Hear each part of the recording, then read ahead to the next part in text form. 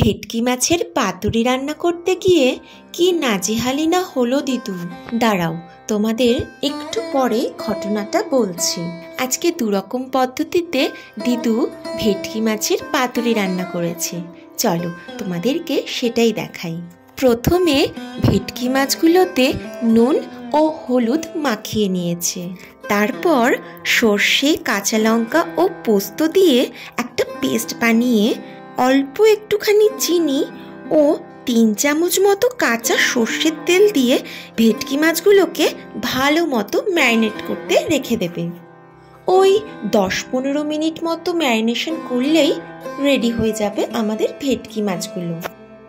অপরদিকে দিদু কলা পাতাগুলোকে একটু ভাপিয়ে নিয়েছে আর এরকমভাবে কেটে রেখেছে। তার উপরে এবারে ভেটকি মাছের যে গ্রেভিটা হয়েছিল সেটা দেবে। তারপরে একটা কাঁচা লঙ্কা দিয়ে ভেটকি মাছের যে পিসটা ওটা বসিয়ে দিয়েছে। তারপর কলা পাতাগুলো চারধার দিয়ে ভালোভাবে ভাজ করে নিচ্ছে, যাতে আমাদের ভেটকি মাছটা সিকিউর থাকে, বেরিয়ে না যায়।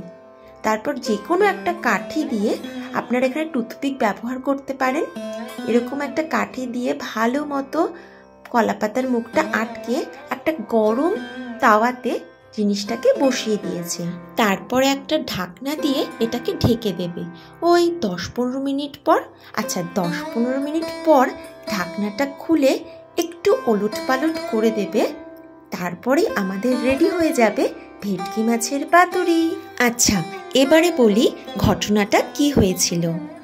ভেটকি মাছের পাতুরিগুলো করতে করতে কলা পাতা শেষ হয়ে গেছিল, আর এদিকে 2খানা ভেটকি মাছ এখনও রয়ে গেছে।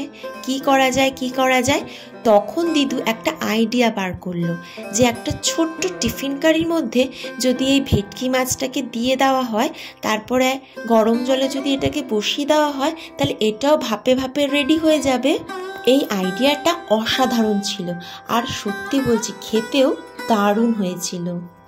বেশ অনেকদিন পর ভেটকি মাছের পাতুরি খেলাম, আর সত্যি বলছি খেতে দারুণ হয়েছিল।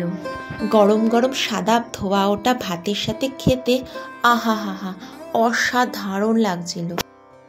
আমার তো ভিডিওটা এডিট করতে করতেই আবার খিদে পেয়ে গেল। তোমরা কিন্তু অবশ্যই বাড়িতে একবার ট্রাই করো, আর আমাকে জানাতে ভুলো না কিন্তু। একবার খেলে কোনোদিনও ভুলতে পারবে না। খুব টেস্টি এই জিনিসটা। আচ্ছা, আজকের মতো চলি তাহলে। খুব তাড়াতাড়ি দেখা হচ্ছে একটা নতুন ভিডিওর সাথে। তোমরা সুস্থ থেকো, ভালো থেকো, আর আমাকে এভাবেই সাপোর্ট করে যেও। টাটা।